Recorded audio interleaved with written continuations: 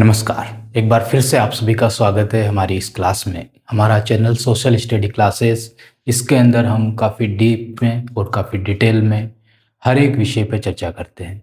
Geography को लेकर बात कर रहे हैं, भारत के भूगोल को लेकर हम बात कर रहे हैं। और इसके अंदर हमने हमारी पिछली क्लास में हमने देखा था कि जो गंगा नदी का जो तंत्र है, उस गंगा नदी को असली गंगा बनाने वाली एक नदी आती है, भागीरथी नदी, अलकनंदा नदी। ये दोनों नदियाँ आपस में जिस स्थान पे मिलती है, उस स्थान से गंगा का निर्माण होता है। माना जाता है कि गंगा गंगोत्री ग्लेशियर से निकलती है, लेकिन वास्तविक और रियल गंगा गंगा हमारे सामने जो गंगा रिवर है, वो कब बनती है? जब भागीरथी और अलकनंदा नदी इसमें आके मिल जाती है। इसी नदी पे हमने ये निशान बनाया था और यहाँ पे हमने आपको बताया था कि टिहरी बांध बना हुआ है, जो 260.5 मीटर भारत का सबसे ऊंचा बांध है। और इस पे काफ़ी डिटेल में हमने चर्चा की। एक नदी की बात यहाँ पे की, इस महानदी को हमने लेकर कहा कि यहाँ पे हीराकुंड बांध बना हुआ है, जिसकी लंबाई काफ़ी ज़्यादा है, 28.5 किलोमीटर, 28.8 की 25.8 किलोमीटर की लंबाई हमको देखने को यहाँ पे मिलती है।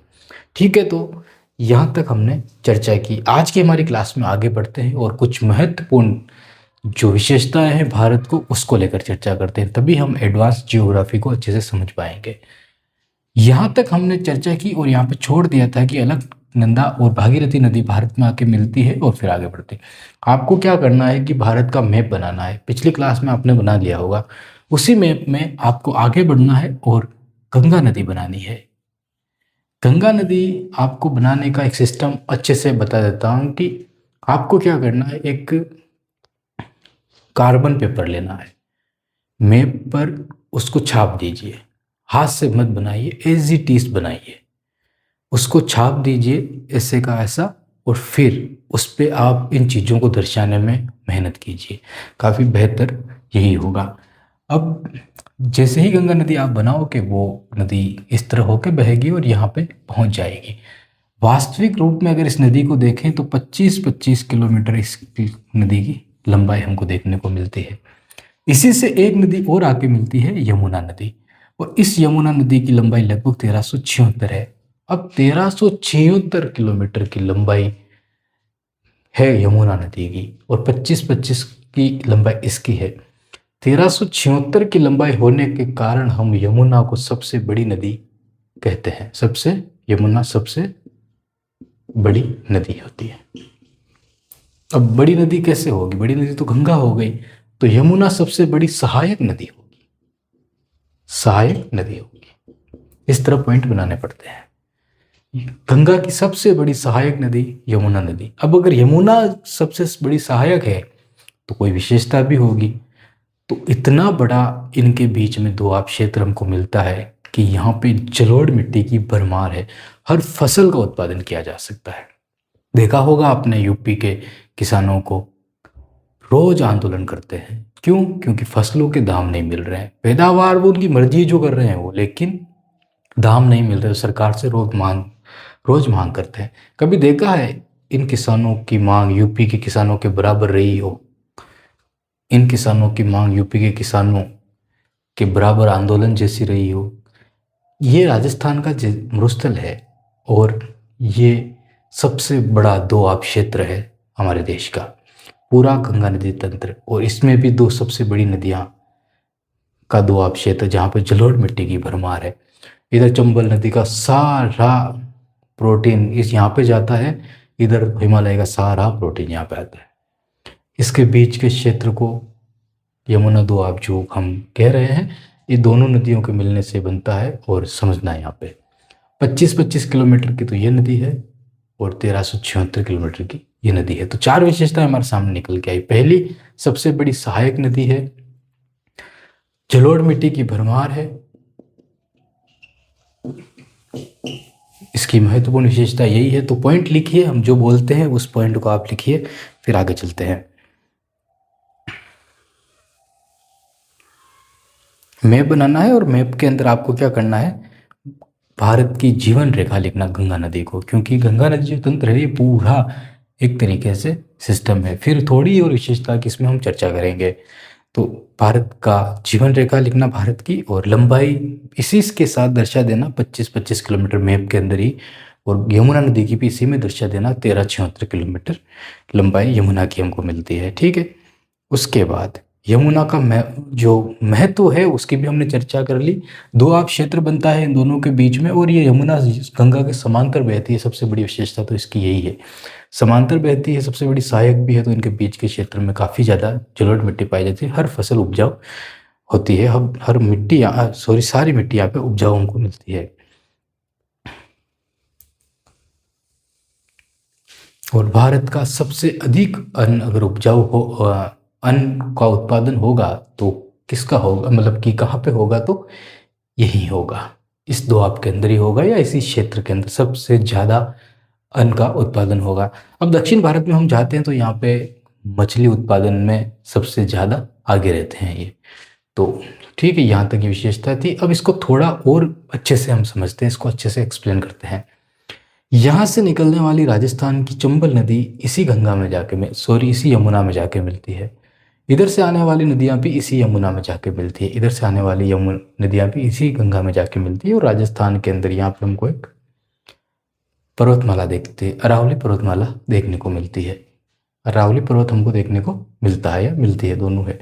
ठीक है, तो यहाँ से ये अरावली है, और यहाँ से जितनी भी नदियाँ हैं सारा पानी यमुना में ही जाएगा, और कहीं दूसरी जगह नहीं जाएगा। वो यमुना के माध्यम से बंगाल की खाड़ी में सारा पानी चला जाएगा।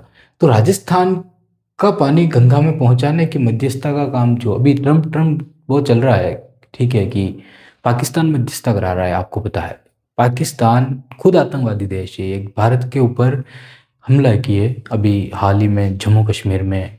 ठीक है, बालाकोट, हमारा पुलवामा हो गया, मतलब पीछे से हमला करके निहतों को मार दिया, सैनिकों को मार दिया हमारे। कोई लड़ाई कोई जंग नहीं थी, ये पीछे से हमला करके मार रहा है।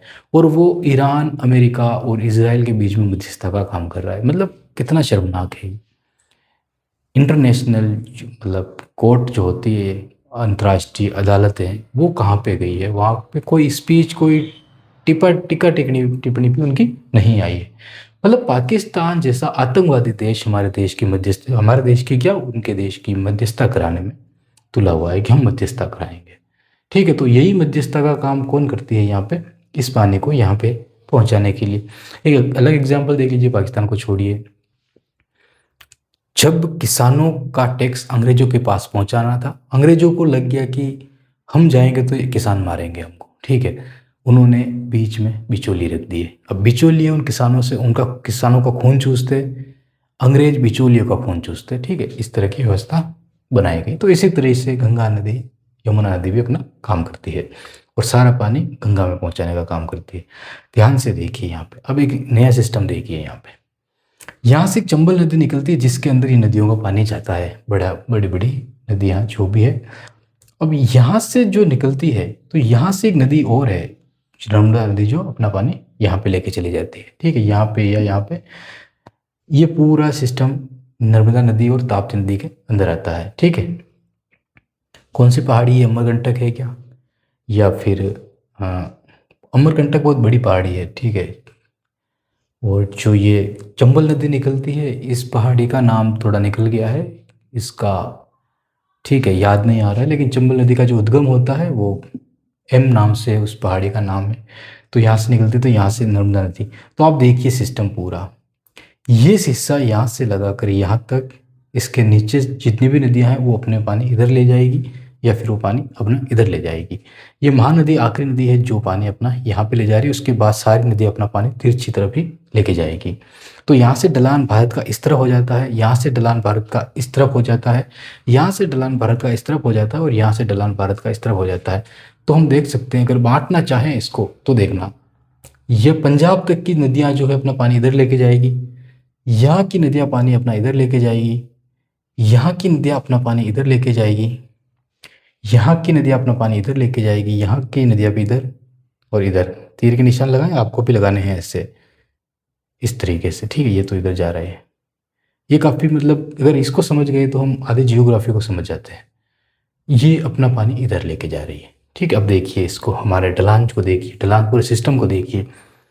भारत का ढलान इधर है, ये ढलान इधर है, ये ढलान इधर है, ये ढलान इधर है, ये ढलान फिर इधर है, क्योंकि यहाँ पे एक नदी निकलती है जो इस तरह जाती है।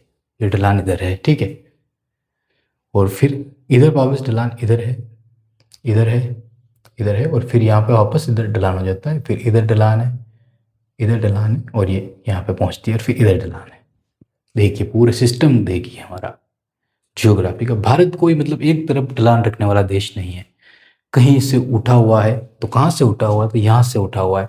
हमने कहा ना अमरकंटक पहाड़ी बहुत बड़ी पहाड़ी है मध्य प्रदेश के हिस्सों से, यहाँ से उठा हुआ। तो हमने पिछली क्लास में चर्चा की थी आपको, हमने कहा था कि एक बॉल होती है, अगर बॉल को ज़मीन के अंदर रख दिया जाए और आधी उसको दाब दी जाए और आधी ऊपर रखी जाए, उस पर पानी आप डालोगे तो चारों तरफ जाएगा। लेकिन एक बॉक्स रखा जाए और बॉक्स का ढलान एक तरफ ही रखा जाए तो नदियाँ अपना पानी उधर ही ले जाकर आएगी। तो ये जो चोटियाँ होती है अपने आप में बॉल होती है, और ये जो समतल जगह होती है अपना में बॉक्स होते हैं जिनमें पानी बहता रहता है, और ये चोटियों पे पानी। अब जनापाव की पहाड़ियाँ, चंबल नदी जहाँ से उद्गम होता है, ठीक है। अब देखना यहाँ पे मान लो अमरकंटक पहाड़ी है, तो अगर यहाँ पे इस तरफ भी जा सकती है, इस तरफ भी जा सकती है, इस तरफ भी जा सकती है, और इस तरफ भी जा सकती है, तो ये जो महानदी निकलती है पहुँचती है, ये भी कहीं ना कहीं इस पहाड़ी का एक छोटा मोटा हिस्सा है। अब यहाँ से इधर तो चंबल नदी चली जाती है, ठीक है, यहाँ से नहीं, यहाँ से तो इधर चंबल नदी चली जाती है। तो ये सिस्टम बनता है पूरा। तो इसको मैप को अच्छे से बनाना, जो निशान लगाए हैं हमने ढलान के वो भी बनाना, और जो पॉइंट हमने बोले हैं वो पॉइंट भी आप लिखना। फिर आगे चलते हैं, ठीक है। तो चलते हैं आगे। देखो अब नया मोड़ आता है कहानी के अंदर, हमारे देश के अंदर। जब हम वैदिक काल की बात करते हैं तो राजस्थान को लेकर एक बात कही जाती है कि राजस्थान के अंदर सरस्वती नदी गुजरा करती थी। लिखा हुआ है पौराणिक इतिहास हमारे में, सरस्वती नदी गुजरा करती थी। जिस तरह से आज गंगा नदी का महत्व वैसे ही सरस्वती नदी का महत्व हुआ करता था। अगर सरस्वती नदी गुजरा करती थी तो हरे भरे स्थान थे। गंगा नदी का महत्व मतलब पूरे उत्तर प्रदेश से लगाकर पश्चिम बंगाल तक कहीं आपको ऐसा ना हो, ऐसा नहीं है कि उपजाऊ जमीन नहीं मिल रही है, ठीक है, जलोढ़ मिट्टी की भरमार मिलती है। उसी तरीके से सरस्वती नदी का गुजरना अपने आप में एक अलग ही पहचान थी। सरस्वती की सहायक नदियाँ, ठीक है, सतलज भी हो सकता है कि सरस्वती की सहायक नदी रही हो, या फिर सतलज की तरह ही एक सरस्वती नदी रही हो, तो ठीक हो, तो पुरानी बात है। कुछ समय बाद 400, ठीक है, हाँ, रामायण जो लिखी गई 700, ठीक है, टाइम निकल गया, लेकिन आप पता करना कि वैदिक काल के बाद रामायण काल, उनमें अंतर कितना है।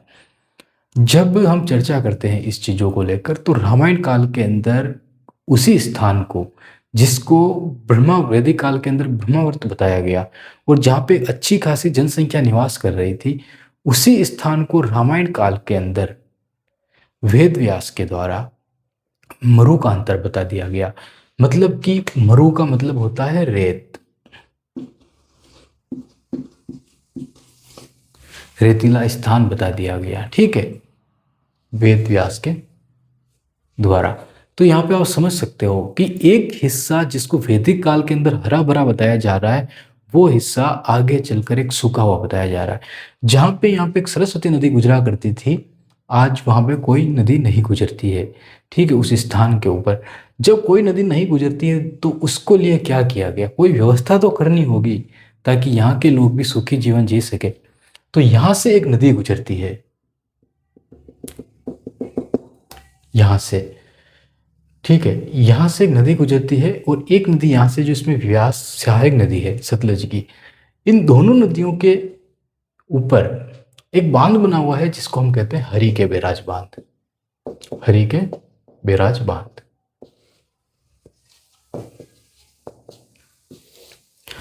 हरि के बैराज बांध बना हुआ है, ठीक है। हरि के बैराज बांध से एक नहर निकाली गई जिसको हम कहते हैं इंदिरा गांधी नहर, गांधी नहर। हरि के बैराज बांध से एक नहर निकाली गई जिसको हम कहते हैं इंदिरा गांधी नहर। और इस इंदिरा गांधी नहर ने गंगानगर और हनुमानगढ़ में सिर्फ जो रेतीले टिल्ले रह गए थे और कुछ नहीं था वहाँ पे, उस जगह पे जहाँ सिर्फ रेतीले टिल्ले रह गए और कुछ नहीं था वहाँ पे, उस जगह पे उस क्षेत्र को धान का कटोरा बना दिया। तो राजस्थान का धान का कटोरा किसको कहा जाता है? क्या गंगानगर को कहा जाता है? कमेंट में आंसर दीजिए हमको, ठीक है। तो इस नहर की बदौलत राजस्थान को, इस हिस्से को वापस हरा भरा करने का काम किया गया। और काफ़ी समय बाद हमको एक चीज़ और मिली, यहाँ पे एक जल पट्टी हमको मिली है, ठीक है। सैटेलाइट के द्वारा पता लगाया गया, तो एक मीठे पानी की एक पट्टी हमको यहाँ पे देखने को मिलती है। लेकिन इस नहर में जो नहर छोड़ी गई, इस नहर की या तो हो सकता है कि साफ सफाई नहीं की गई हो, या हो सकता है कि किसानों ने पानी का दुरुपयोग किया हो। उस दुरुपयोग करने के कारण वो पानी नहरों के माध्यम से खेतों में लगातार बहता रहा।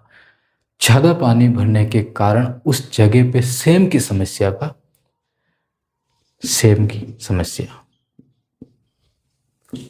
यहाँ पे अभी प्रचलन में जो है वो सेम की समस्या है। तो एक इंदिरा गांधी नहर हरी के बैराज बांध से निकाली गई। तो ये एक पॉइंट और है, विशेषता है, ये भी महत्वपूर्ण पॉइंट है, पूछ लिया जाता है एग्जाम में। हरी के बैराज बांध से निकाली गई। सतलज व्यास नदी के संगम, थोड़ी सतलज नदी पे निकलती है, थोड़ा सा आगे से नहर निकलती है।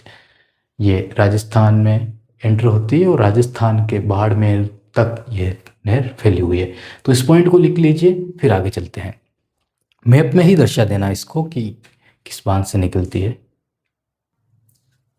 ठीक है। आराम से देखो, कोई दिक्कत नहीं, आराम से सोच समझ के पहले नहर बनानी है। नहर बनाने के बाद हरी के बैराज बांध से निकलती है, इंदिरा गांधी नहर नाम देना है। फिर यहाँ पे एक छोटे से कोष्टक में सेम की समस्या, अत्यधिक पानी भराव के कारण वेदव्यास के द्वारा मरुकांतार जिस क्षेत्र को कहा गया उसको हरा भरा किया गया, ठीक है। इस तरह की चीज़ें हैं, आपको बनानी है। और ये पॉइंट बना खुद से बनाना सीखो। कब तक किताबें पढ़ते रहोगे, कब तक कोचिंग में जाते रहोगे, खुद से इन चीज़ों को समझना सीखो, ठीक है। कोई मुश्किल नहीं है इसमें समझने को लेकर। अब एक पॉइंट और है, इस पर चर्चा करते हैं। यहाँ से नदी निकलती है, ब्रह्मपुत्र नदी, और वो यहाँ पे आके इधर आके मिल जाती है। तो आपको क्या करना है, ब्रह्मपुत्र नदी बनानी सबसे पहले। तो एक विशेषता है जो क्वेश्चन पूछा जाता है, हम डायरेक्ट उसी पे बात करें। 1000 विशेषताओं को छोड़ के उस विशेषता पे बात करेंगे जिसका 100% क्वेश्चन पूछ लिया जाता है। ये नदी आपको बनानी है, ब्रह्मपुत्र नदी, जो यहाँ से निकाल के किस दर्रे से होकर अंदर घुसती है, उस दर्रे का नाम आपको लिखना है। क्या वो दियांग दर्रा है या कोई दूसरा दर्रा है, ठीक है। आपको नाम लिखना है, गलत भी हो सकता है, देखो दियांग मत लिखना, गलत हो सकता है। आपको जो पता हो कि यहाँ कौन सा है उसको लिखना। यहाँ से होके फिर असम में आती है, ये रहा असम। असम कहाँ पे है, यहाँ पे, यही तो है असम। यहाँ पे ये क्षेत्र, इतना बड़ा क्षेत्र जो असम है, ये नदी अपने साथ इतना गाद लाती है, इतना गाद लाती है कि अपना आप में एक द्वीप का निर्माण कर देती है ये। तो काफ़ी ज़्यादा घात लाया। घात क्या होता है, सड़न गलन, पेड़ पौधे जो हम लोग खुशी खुशी नदियों में गंदगी करते हैं, हम हमारे मतलब ऊंचे विचारों के साथ हम गंदगी ठेलियों को फेंकते हैं वहाँ पे, ये नदी उनको एक साथ जोड़ने का काम करती है। जब ये नदी आगे यहाँ पे बहा के लाती है और इकट्ठा करती है, तो यहाँ पे एक द्वीप जैसा बनता है, और आगे चलकर ये काफ़ी कठोर हो गया, ये काफ़ी कठोर हो गया ये। तो कठोर होने के कारण हमको दिखता है जैसे कि एक द्वीप हो, उसको हम कहते हैं माजुली द्वीप।